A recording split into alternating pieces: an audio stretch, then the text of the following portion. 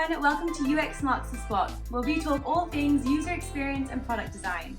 And today we have a UX Design and Wine edition where I sit down with user experience designers and product leaders over a glass of wine and we hear about their lessons learned and their advice from being product professionals at some of the world's largest companies and blossoming startups. And today I'm so thrilled to have the lovely Meghan Kaiser Colton on. She runs the Voice of Customer at a Fortune 300 financial services company. She has a background in user experience, marketing, and even coding.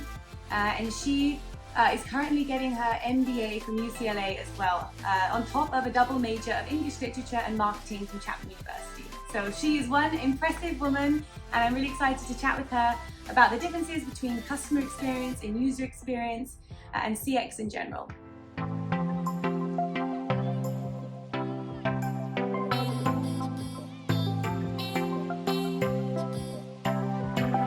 Meghan, thank you so much for being here today and sharing a glass of wine with me. Cheers. Cheers.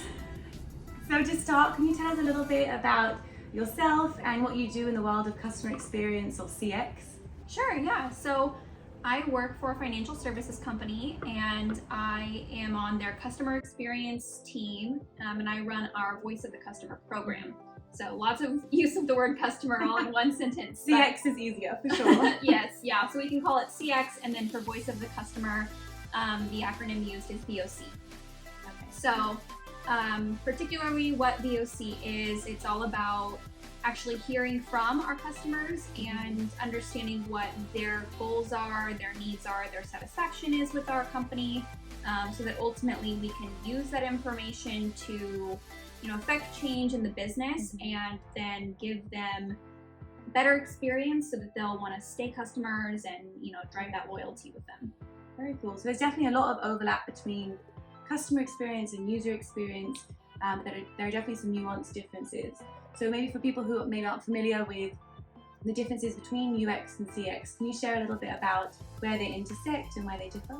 Yes, sure. I would love to walk you through kind of my perspective on customer experience and user experience, and I actually want to take some words from the experts out there, from both. What are you talking about? You're an expert, but I love a good reference. So yeah, so from both Gartner and Forrester, and as well as Bain, we've got some great experts who've written books. Fred Reichheld, he wrote Winning on Purpose, and several others. He is the founder of the Net Promoter Score, so probably many of you are familiar with when you go to a company's website or you interact with them at all, the question of how likely are you to recommend us to your friend or your colleague. That Net Promoter Score question was derived by him. Strongly recommend his books, as well as this next one here called Outside In, by Harley Manning and Carrie Bodine.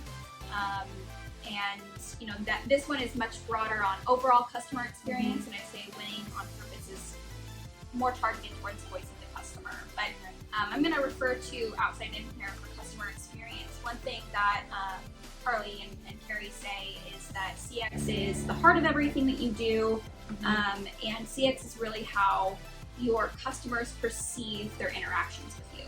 So it's everything from how you conduct your business to how your people behave and interact with your customers, how you treat your people, and the value that you provide. It's all of the things that create the perception, whether it's small or little interactions, that create a customer's perception of your brand.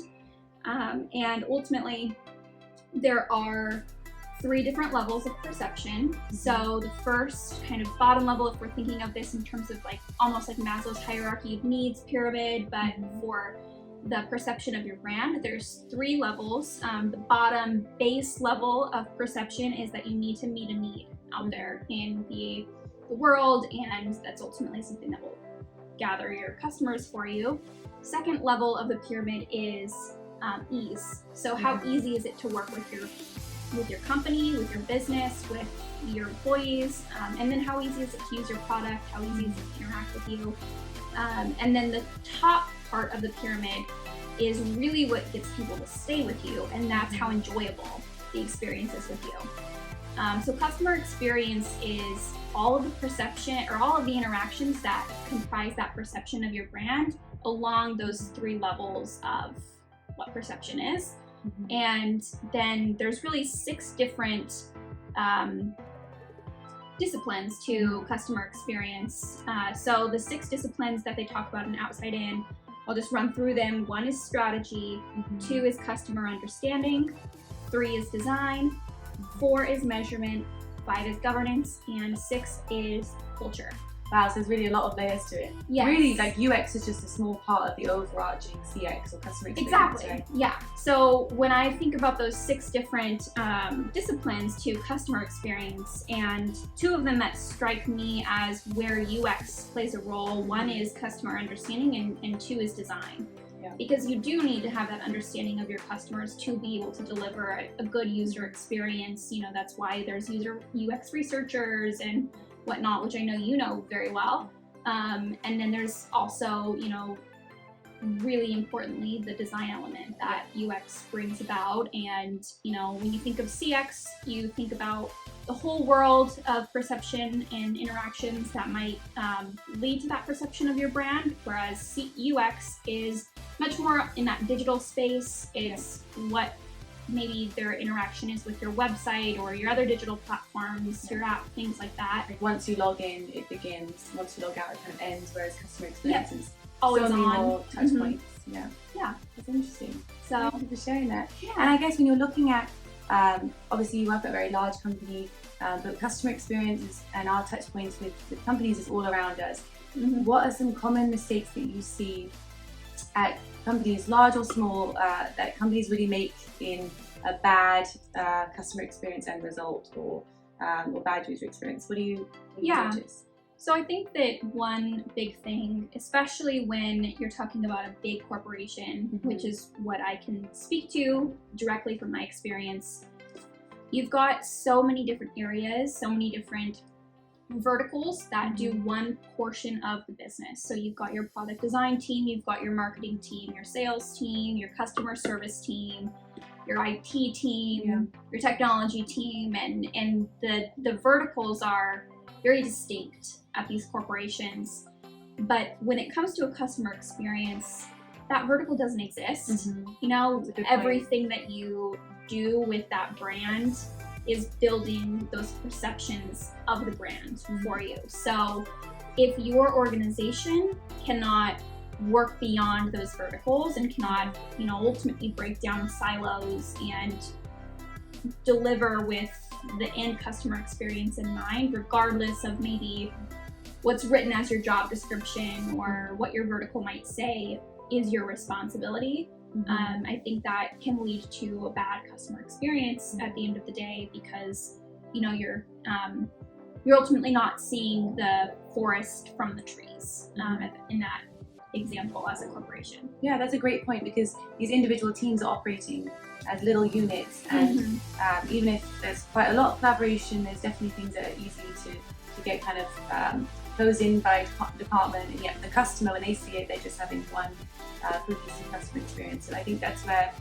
like design systems are really helping. Companies that have a really strong, well-established design system that's not just created on the design team or created on the, you know, the branding marketing team, and maybe rarely used outside of the department. Companies who have these really strong design systems, I think, create that much more seamless like ecosystem for the customer, where it's like all consistent.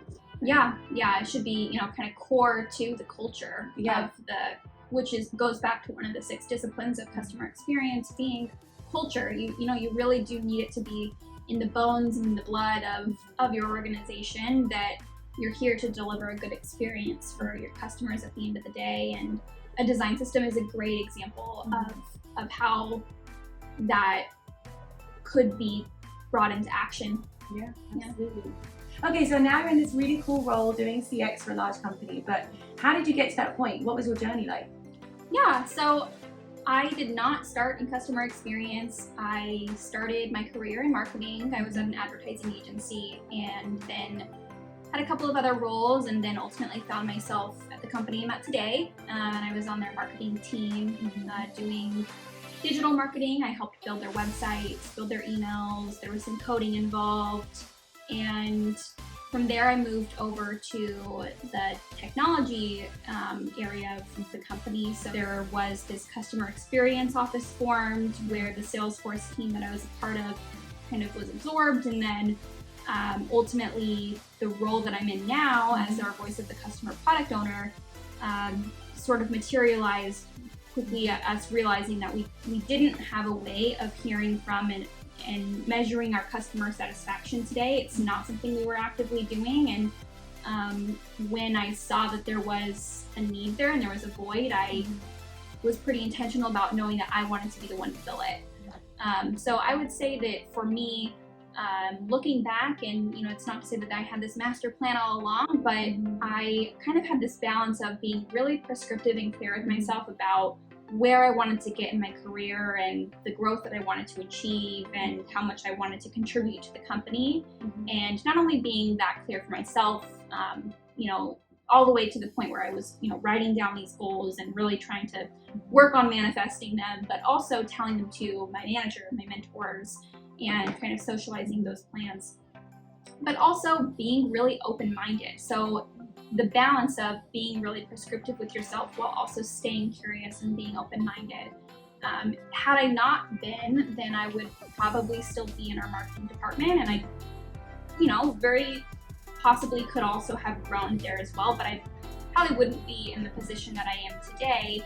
And I guess the moral of that story is to say that growth doesn't always have to be vertical. In a big corporation, be open-minded to diagonal opportunities, and don't have that prescriptive mindset and those blockers on so much so that you're only looking at what's in front of you and what's in your own department. Be open to seeing other places for you to be. And fortunately for me, the company I'm with was open to developing me as a individual at the company. Even if maybe I didn't have that direct Salesforce experience, they brought me into that team, and I was hungry and excited to learn. And I think that's a great point, because I feel like a lot of these roles in customer experience and in user experience and all the kind of related job titles that go along with it, and that's constantly evolving. I feel like a lot of them are sometimes newer roles for these companies. And so there's it's not such a track like where it's super well defined and it's like, you stay in this role for this many years and then you can go to this role, but like it's evolving and it's expanding, and the investment that companies are putting into customer experience and user experience is growing. So I feel like that's a good point, that you were hungry, you also were proactive with telling your manager what you wanted and what your plan was, and you were open-minded enough where you could actually seize opportunities or see little areas or job responsibilities maybe forming a brand new role, and you were able to go into that. So I think that's a great point. Awesome. Yeah, thanks, Becca. And I think kind of to further that, like you said, UX, CX, it's in a lot of ways it is new for companies, and maybe that is the area where listeners are really passionate about, and that's where you want to plant your flag to become an expert.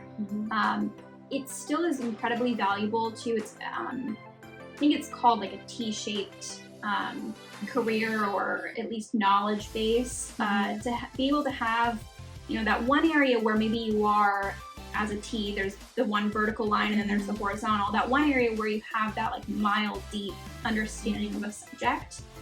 But instead of stopping there and having just that one really strong field that you're an expert in, also having that horizontal line on the top where you have a surface level understanding of kind of the whole organization, or things beyond maybe your direct vertical.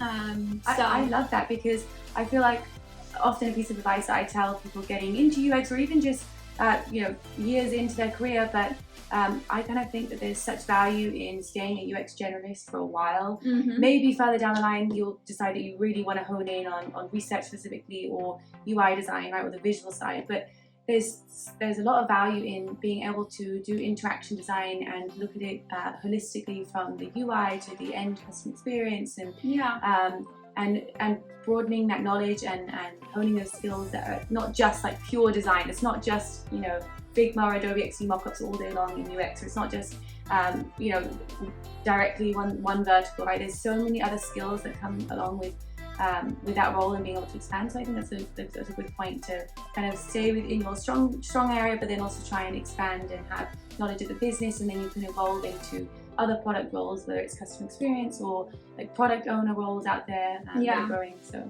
yeah, and it only makes you better at whatever that vertical is that you're really passionate about, because the more understanding you have contextually of your business and your customers, and I mean even just how the day-to-day operations might work in your company, every company is different, that'll just make you that much more effective at getting your job done or in your particular vertical.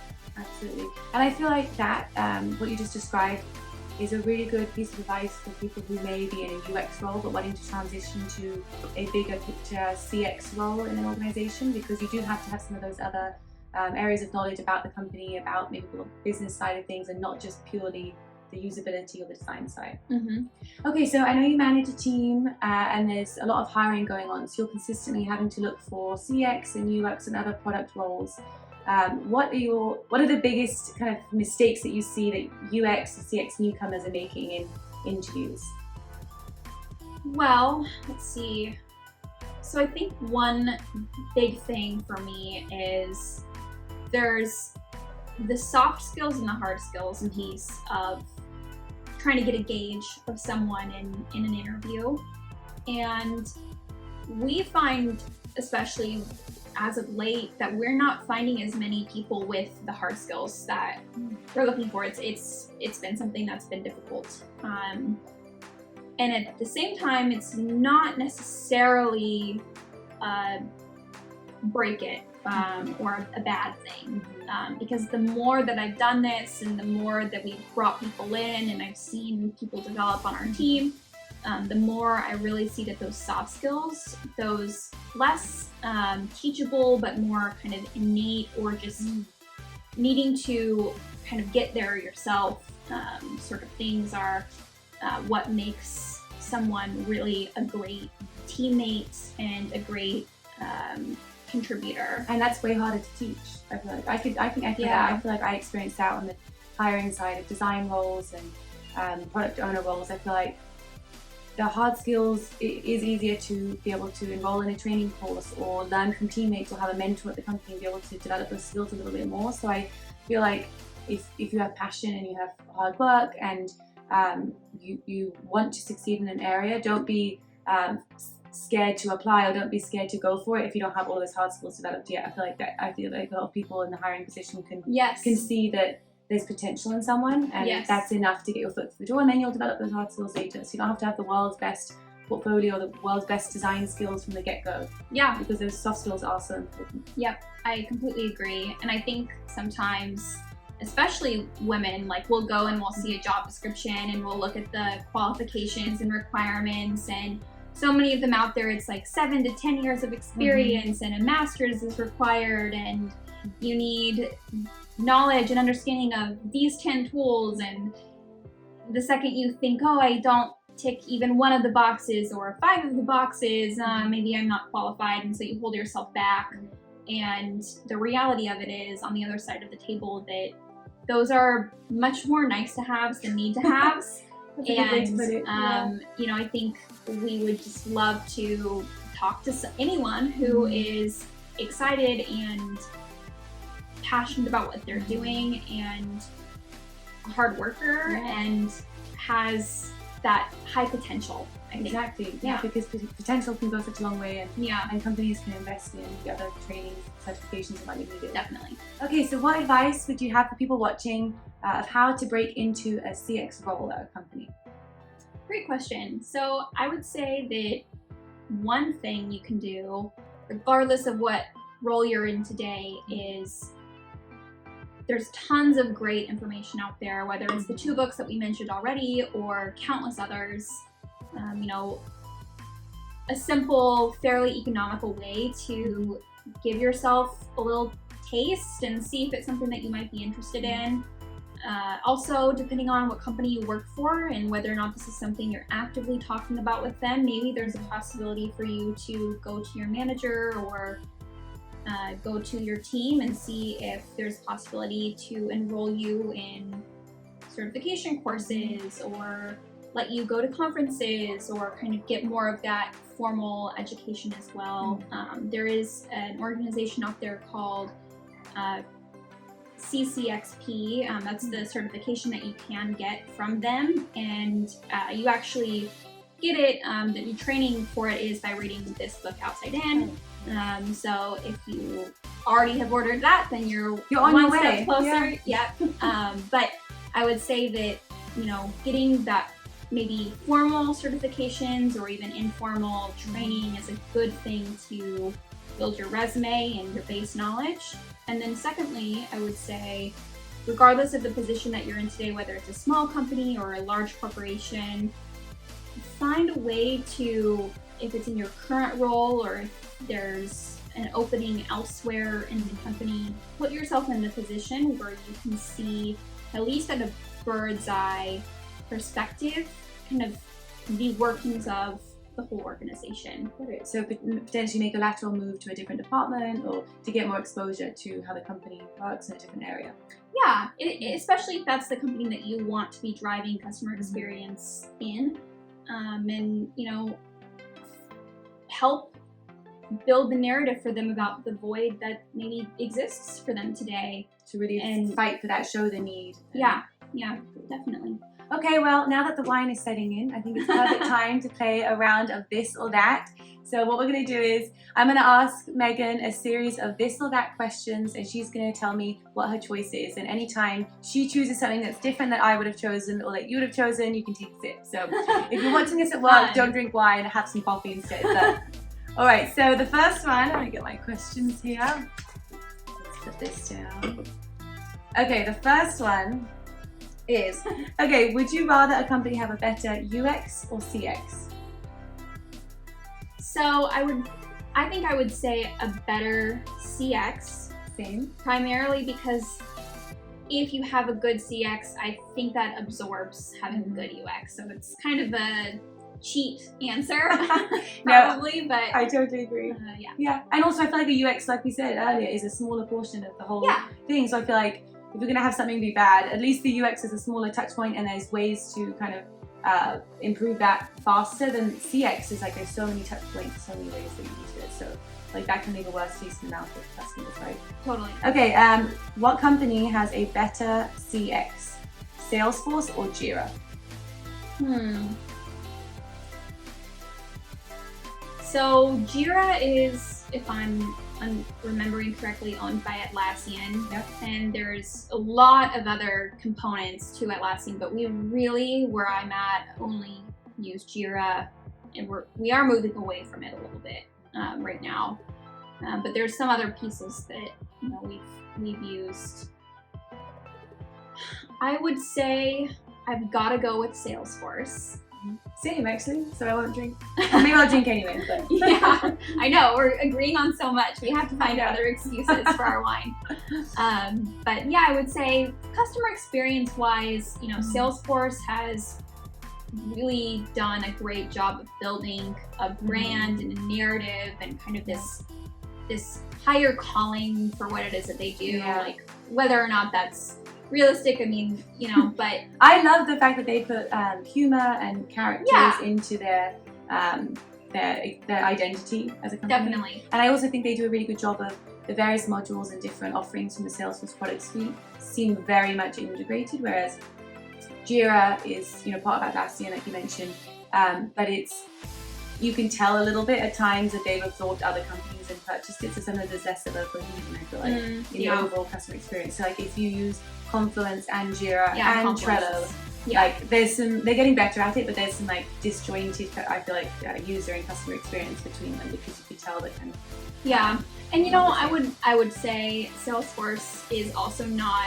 the gold standard at that. Like we have a lot of different products from Salesforce, and you can definitely for some of them tell that you know, this was once this, and it maybe has a new wrapping on it, but it's from a previous company. But I do agree. I think that they are pretty fast and furious as best they can be at trying to integrate and create that seamless experience. And their lightning design system is amazing. The documentation for it is super extensive, and they update everything. I feel like more points go to that Salesforce for that. Okay, so for user tests, this may be more applicable to your previous role a little bit more, but for user tests, usertesting.com or Useberry? We never used the latter, okay. So I can't speak from experience, and I'm gonna have to go with usertesting.com. Okay, how'd you like it? We really liked it. We used it and got, you know, good insights. Several examples of times when maybe our assumption was X, but in reality, when you get that data from a customer, Y is the solution that you should follow. So hard to argue with that. I feel like that's happened to us multiple times. It's like shocking sometimes what the user will tell you, and it's even more shocking not so much what the user will tell you, but their behavior or what they did. They couldn't complete a certain user flow or a task, and sometimes it can be shocking. Yeah, definitely. Data speaks for itself. Okay, well, this is related. In-person user testing or remote user testing? I think there's pros and cons to both. I would say the pro to remote user testing is that, you know, there's something to be said about someone just in the comfort of, I'm assuming, their own home or, you know, their own environment. They're using their own computer, and they're just more stream of consciousness. We've found whenever it's the recording on usertesting.com.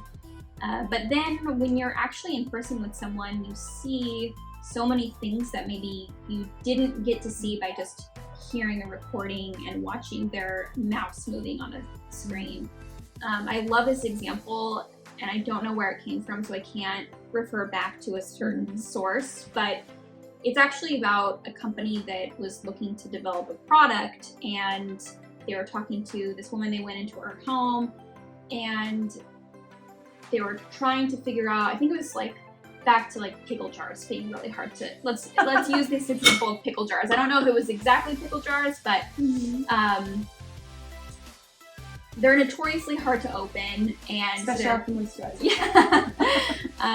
they come into this woman's home and they're trying to understand her experience, and they ask her, you know, okay, so how many times do you eat pickles in a day, or how many times do you open the jar? And she's like, oh, all the time, like I love them, and this is like one of my favorite things.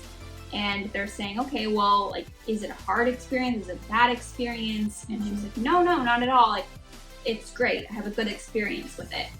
And they're like, okay, well, can we watch you open the pickle jar? And so she proceeds to go grab the pickle jar, and then she goes and grabs like a ton of tools, like all the way to like a wrench or something. And she's like opening it with drastic measures to actually get access to the thing that she's trying to.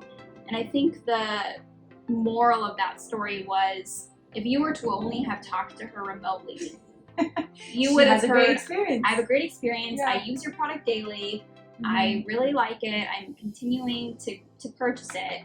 But then when you actually see her doing it, how many steps it's taking, how many tools, you realize, like, okay, so she has convinced herself that this is normal, and it's not. This is not the experience we want for our customers. This is not safe.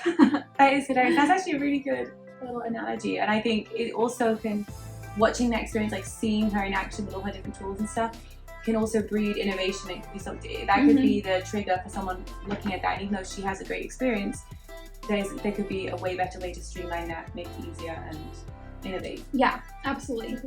Very cool.